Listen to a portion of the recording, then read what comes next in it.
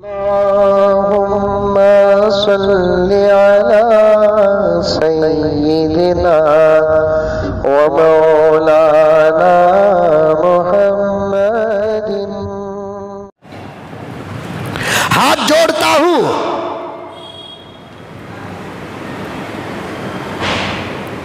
پیار اور محبت کے ساتھ پیغام دیتا ہوں، دو کام ہر مسجد میں شروع کرو۔ ایک قرآن پاک پڑھانے کا نظام ہو، دوسرا مسجدوں کے اندر تفاسیر کے حلقے پہلے منعقد کرو۔ ہر مسجد کا امام الحمدللہ سادی سیدھی تفسیر بیان کرنے کے لائق اور فائق ہوتا ہے۔ 50 سال سے فضائل اعمال پڑھ رہے ہیں، 20 سال سے منتخب پڑھ رہے ہیں، دور ہو گیا تو پھر اسے کسی اور نماز میں رکھو، پھر قرآن پاک کی تفسیر شروع کرو، کیونکہ امت کو اب تک تعوذ کی تحقیق نہیں معلوم، امت کے سامنے اب تک بسم اللہ کی تفسیر نہیں آئی، امت کے سامنے اب تک سورہ فاتحہ کی تفسیر نہیں آئی، امت کے سامنے اب تک سورہ بقرہ، سورہ آل عمران، سورہ یاسین، سورہ واقعہ، سورہ رحمان، سورہ فلق، سورہ ناس کی تفسیر نہیں آئی۔ مسجدوں کے اندر ایک وقت کی نماز کے بعد طے کر دو، فجر کے بعد کے مغرب کے بعد امام صاحب انشاءاللہ تعالی تفسیر بیان کریں گے۔ خود کے امام کے اندر اللہ نے وہ اگر صلاحیت عطا کی ہے، وہ امام تفسیر بیان کرے گا، یا باہر سے مفسرین کرام کو تنخواہ اور وظیفے طے کر کے مسجدوں کے اندر تفسیر کا اہتمام کرو۔ صرف قرآن پڑھنے والی کتاب نہیں ہے، بلکہ قرآن سمجھنے والی بھی کتاب ہے، سمجھانے والی کتاب ہے۔ قرآن نہیں سمجھیں گے، ایمان کو ہمیشہ خطرہ رہے گا، خطرہ۔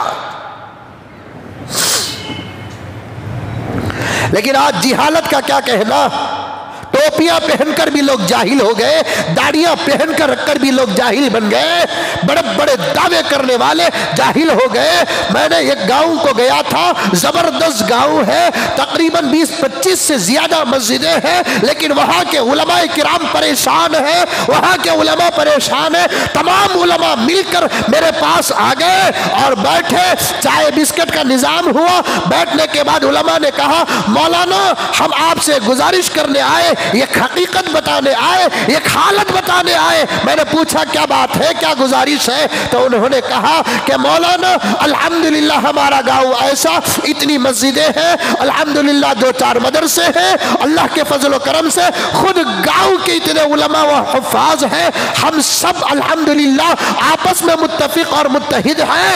ہم چاہتے ہیں کہ ہمارے گاؤں کے اندر تفسیر کا ایک نظام ہو جائے، حدیث کا ایک نظام ہو جائے، افتاء کا ایک نظام ہو جائے۔ امت کی شرعی تمام ضرورتوں کے لیے ہم علماء کرام متفق ہو چکے ہیں، الحمدللہ ہم نے ایک جماعت بنائی ہے، فلاں نام کی جماعت بنائی ہے، اور ہم نے اپنے مشورے میں یہ بات طے کی ہے کہ ہماری مسجد کے ذمہ داروں کو اطلاع دے کر، اجازت لے کر نہیں، مسجد کے اندر امام صاحب دین کا اور علماء اہل سنت والجماعت کا اختلاف سے باہر رہنے والا شرعی مسئلہ اگر امام محلے کے حالات کو سامنے رکھ کر اگر وہ شروع کرنا چاہتا ہے تو وہ کمیٹی کو صرف اطلاع دے سکتا ہے، اجازت نہیں۔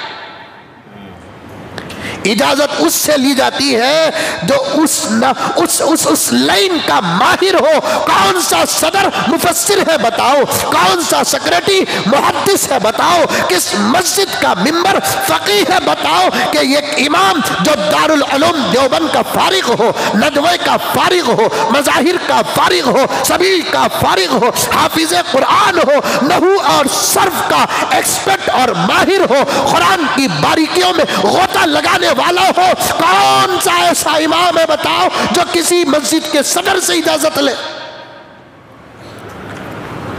مسجدوں کے اماموں کو شریعت کے دائرے میں محلے کی فلاح و بہبودی کے لیے ہر کام کرنے کی اجازت مسجد کے ذمہ داروں کو سر جھکا کر دینا پڑے گا۔ اگر کوئی صدر روکتا ہے تو وہ نام کا صدر ہے، جاہل مطلق ہے۔ کوئی سیکریٹری روکتا ہے، وہ نام کا سیکریٹری ہے، جاہل مطلق ہے۔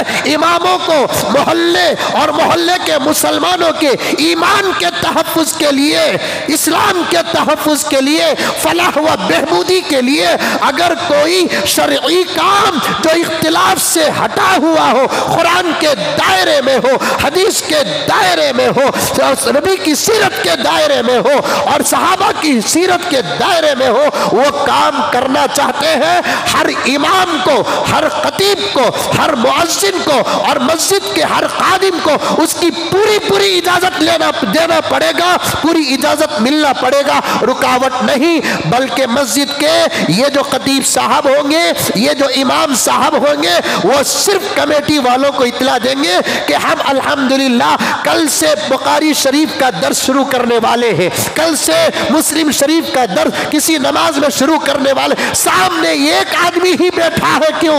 کوئی بات نہیں۔ 4 بیٹھے ہو کوئی بات نہیں، 40 بیٹھے ہو کوئی بات نہیں۔ اس بات کی اجازت مسجدوں کے ہر ذمہ داروں کو دینا پڑے گا، تبھی جا کر آنے والی نسلوں کے عقیدے محفوظ ہوں گے، آنے والے نسلوں کے مسائل اور اعمال محفوظ ہوں گے۔